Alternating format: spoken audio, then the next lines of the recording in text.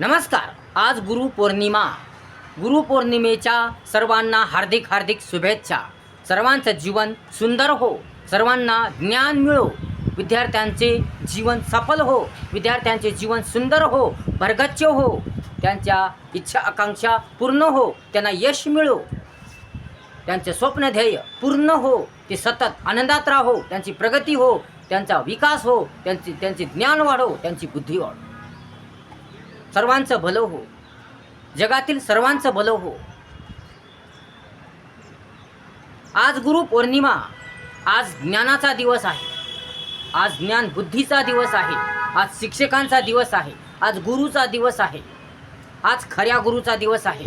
आज चांगल्या गुरुचा दिवस आहे. आज इमानदार, प्रामाणिक, कष्टाळू, मेहनती, सत्यवादी शिक्षकांचा दिवस आहे.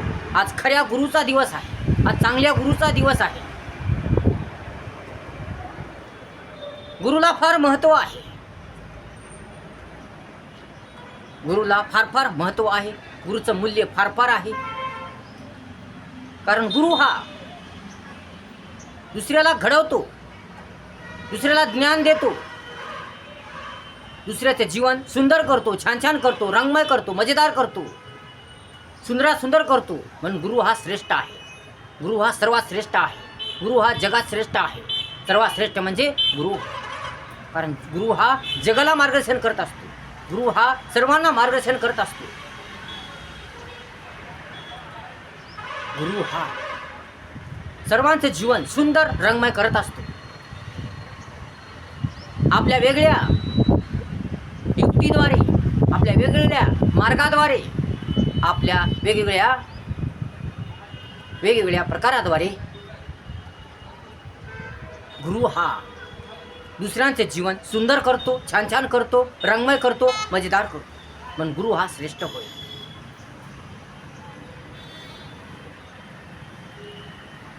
गुरुचं महत्त्व अपार आहे. म्हणून या गुरुचं महत्त्व जाणा, या गुरुचं महत्त्व ओळखा, गुरुचं मूल्य काय ते ओळखा.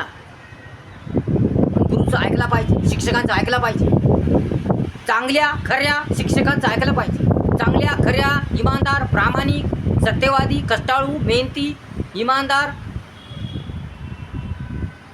सुंदर, छान विचारी, सुंदर विचारी, मायाळू, दयाळू, परोपकारी, उपकारी, कर्तव्यशाली, धैर्यशाली शिक्षकांचं ऐकलं पाहिजे. खऱ्या शिक्षकांचं ऐकलं पाहिजे आणि आपला उद्देश पूर्ण केला पाहिजे. गुरूंचा उद्देश हा चांगला असतो. गुरूंचा उद्देश हा निर्मळ असतो. गुरूंचा उद्देश हा पवित्र असतो. गुरूंचा उद्देश हा सर्वांचं जीवन सुंदर करणारा असतो. गुरुचा उद्देश, गुरुचा हेतू विद्यार्थ्यांचे जीवन सुंदर करणारा असतो, सर्वांचं जीवन सुंदर करणारा असतो. म्हणून शिक्षकांचा, या गुरूंचा उद्देश, हेतू हा फार अवाढव्य असतो, फार विस्तीर्ण असतो, फार विशाल असतो, निर्मळ असतो, चांगला असतो, दुसऱ्यांचे जीवन सुंदर करणारा असतो, दुसऱ्यांचे जीवन रंगमय करणारा असतो. म्हणून गुरूंचं ऐकला पाहिजे, गुरूंचा मान राखला पाहिजे, गुरुचा सन्मान केला पाहिजे, गुरुचा आदर राखला पाहिजे. कारण गुरुमुळेच आपण घडतो, गुरुमुळेच आपले ज्ञान येते, गुरुमुळेच आपल्या खरं मार्गदर्शन मिळते, गुरुमुळेच आपण पुढे जातो, गुरुमुळेच आपलं जीवन सुंदर होते, गुरुमुळेच आपल्याला चांगली दिशा सापडते, गुरुमुळेच आपल्याला चांगला मार्ग सापडतो, गुरुमुळेच आपलं अडाणी पण दूर होते, गुरुमुळेच आपली सर्वांगीण प्रगती होते, गुरुमुळेच आपण आपलं जीवन सुंदर, रंगमय, मजेदार करतो. म्हणून गुरु हा श्रेष्ठ आहे. गुरु हा सर्वश्रेष्ठ आहे. गुरु म्हणजे सत्य, गुरु म्हणजे एकता, गुरु म्हणजे प्रेम, गुरु म्हणजे चांगला मार्ग, गुरु म्हणजे चांगली दिशा, गुरु म्हणजे माणुसकी, गुरु म्हणजे धीर, धैर्य, गुरु म्हणजे जाण, गुरु म्हणजे विलक्षण प्रगती, गुरु म्हणजे विकास, गुरु म्हणजे प्रकाश, गुरु म्हणजे सुंदरता, गुरु म्हणजे रंगमयता, गुरु म्हणजे भव्य दिव्यता, गुरु म्हणजे प्रसन्नता, गुरु म्हणजे आनंद, गुरु म्हणजे मजा. म्हणजे गुरुचे खूप अर्थ आहे. गुरुचं महत्त्व खूप खूप आहे. गुरुचं मूल्य खूप खूप आहे. म्हणून गुरुचा आदर राखला पाहिजे, गुरुचा सन्मान केला पाहिजे. विद्यार्थ्यांनी आपल्या गुरुचा, आपल्या शिक्षकांचा अपमान करू नये, अनादर करू नये. त्यांचा मान ठेवावा, त्यांचा सन्मान करावा, त्यांचा आदर करावा, त्यांचं ऐकावं, त्यांना उलटं बोलू नये. त्यांनी जसे सांगले तसे ऐकावे. चांगल्या गुरुचे, चांगल्या शिक्षकांचे, खऱ्या इमानदार शिक्षकांचे ऐकले पाहिजे. त्यांच्या तत्वानुसार चालले पाहिजे.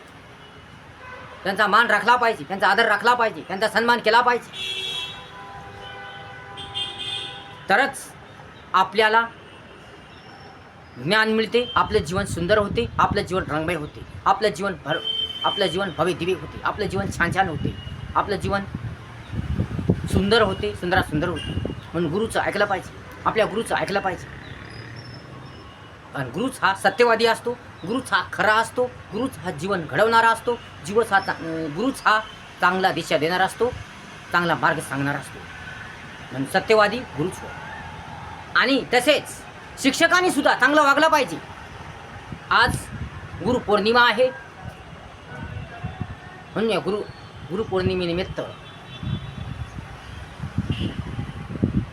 मी तुम्हाला जे काही सांगत आहे, माझ्या हातून या माझ्याकडून जे काही निघत आहे, म्हणजे माझ्या तोंडून जे काही शब्द निघत आहेत ते चांगलेच निघत आहेत, सर्वांसाठी चांगलेच आहेत. कारण गुरु हा श्रेष्ठ असतो. जसे विद्यार्थी गुरुकडून घडतात तसे सर्वजण घडतात. गुरु हा देशसुद्धा घडवतो, गुरु हा समाज घडवतो, गुरु हा सर्वांना ज्ञान देतो, गुरु हा ज्ञानदान करतो, गुरु हा ज्ञानमय सुंदरमय जग करतो. म्हणून गुरु हा श्रेष्ठ होय, गुरु हा सर्वश्रेष्ठ होय. गुरुने चांगलं सांगलं पाहिजे, गुरुने चांगलं ज्ञान दिलं पाहिजे, विद्यार्थ्यांना घडवलं पाहिजे, विद्यार्थ्यांना शिकवलं पाहिजे. शिक्षकांनी तळमळीने, धडपडीने, आत्मविश्वासाने, गोडीने, आवडीने, ध्यासाने, धैर्याने, ध्यायाने, सुंदरतेने, वेगळ्या युक्तीने, वेगळ्या मार्गाने विद्यार्थ्यांना शिकवलं पाहिजे, विद्यार्थ्यांना घडवलं पाहिजे. विद्यार्थ्यांना एक एक गोष्ट चांगल्या रीतीने समजून सांगली पाहिजे, विद्यार्थ्यांना चांगला मार्ग दाखवला पाहिजे, विद्यार्थ्यांना चांगली दिशा दाखवली पाहिजे, विद्यार्थ्यांचं जीवन सुंदर केलं पाहिजे, विद्यार्थ्यांना एक एक गोष्ट चांगल्या रीतीने समजून सांगली पाहिजे. हे गुरुचं कर्तव्य आहे, शिक्षकांचं कर्तव्य आहे. शिक्षकांचं कर्तव्य काय की आपला विद्यार्थी पुढे गेला पाहिजे, आपला विद्यार्थी सुधारला पाहिजे, आपल्या विद्यार्थ्याची सर्वांगीण प्रगती झाली पाहिजे, आपल्या विद्यार्थ्याला बेसिक आलं पाहिजे, मराठी, गणित, इंग्लिश सर्व प्रकारचं बेसिक आलं पाहिजे, आपल्या विद्यार्थ्याचा पाया पक्का झाला पाहिजे, आपला विद्यार्थी कच्चा राहू नये, आपला विद्यार्थी अडाणी राहू नये, आपला विद्यार्थी अज्ञान राहू नये, आपल्या विद्यार्थी कोणत्या गोष्टीपासून वंचित राहू नये, आपल्या विद्यार्थ्याला कळावं, आपल्या विद्यार्थ्याला अभ्यासाची निवड झाली पाहिजे, अभ्यासाची आवड निर्माण झाली पाहिजे, आपला विद्यार्थी सुधारला पाहिजे, पुढे गेला पाहिजे. आपल्या विद्यार्थी कोणत्याच गोष्टीपासून कच्चा राहू नये, हे शिक्षकाचं कर्तव्य आहे. शिक्षकाचे कर्तव्य असं आहे की अजून की विद्यार्थ्याला एक एक गोष्ट समजून सांगणे, एक एक गोष्ट चांगल्या रीतीने समजून सांगणे. सगळे विद्यार्थी सारखे नसतात, सगळ्या विद्यार्थ्यांची बुद्धी सारखी नसते, सगळे विद्यार्थी तेज बुद्धीचे नसतात, काही मंद असतात, काही तेज बुद्धीचे असतात, काही विद्यार्थ्याच्या लक्षात लवकर बसतं, काही विद्यार्थ्याच्या लक्षात उशिरा बसतं, काही हट्टी असतात, काही जिद्दी असतात, काही प्रेमळ असतात, काही ऐकणारे असतात, काही नाही ऐकणारे असतात. असे वेगळ्या प्रकारचे विद्यार्थी असतात, त्यांचे वेगळ्या प्रकारचे विचार असतात, त्यांची वेगळ्या प्रकारची बुद्धी असते. अशा विद्यार्थ्यांना, अशा शिकल्याच्या गोळ्यांना घडवणं हे शिक्षकाचं कर्तव्य आहे, शिक्षकाचं काम आहे, शिक्षकाचं कार्य आहे, शिक्षकाचा उद्देश असला पाहिजे.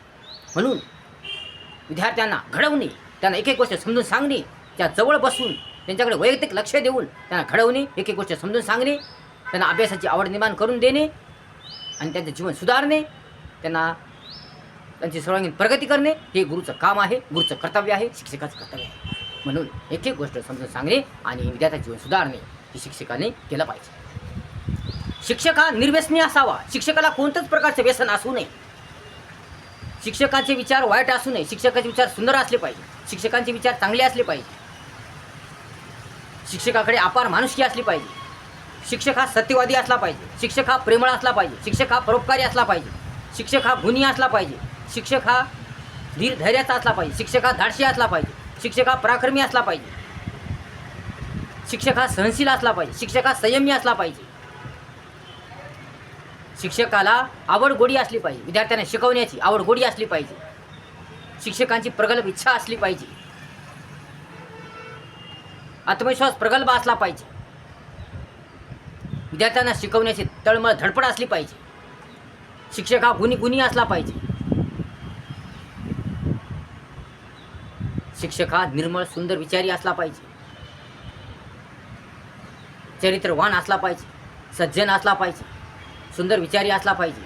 मन निर्मळ असावं. शिक्षकांचं मन निर्मळ असलं पाहिजे. सुंदर असलं पाहिजे. छान छान असलं पाहिजे.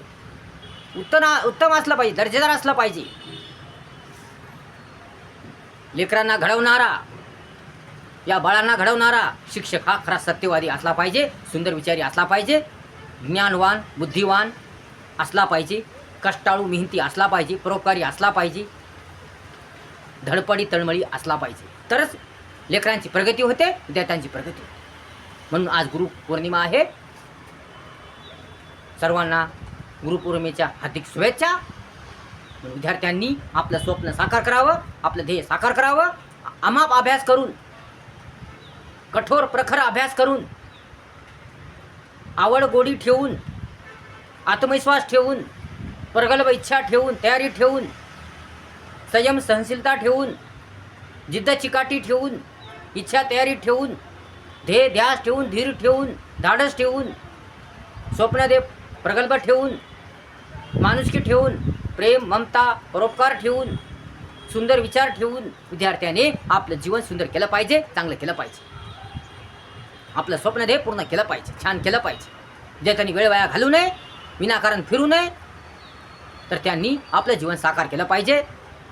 एकदा अपयश आलं, या एकदा दुःख आलं, या हार झाली म्हणून विद्यार्थ्यांनी निराश होऊ नये, हताश होऊ नये, घाबरून जाऊ नये, भयभीत होऊ नये. तर त्यांनी पुन्हा पुन्हा प्रयत्न केले पाहिजे, संघर्ष केला पाहिजे. एकदा अपयश आले म्हणून त्यांनी मागे राहू नये, खचू नये, तर त्यांनी पुन्हा प्रयत्न केला पाहिजे. कारण प्रयत्नांना यश मिळते, प्रयत्नांती परमेश्वर असतो. म्हणून विद्यार्थ्यांनी पुन्हा पुन्हा प्रयत्न केला पाहिजे, झटलं पाहिजे, राबलं पाहिजे, संघर्ष केला पाहिजे,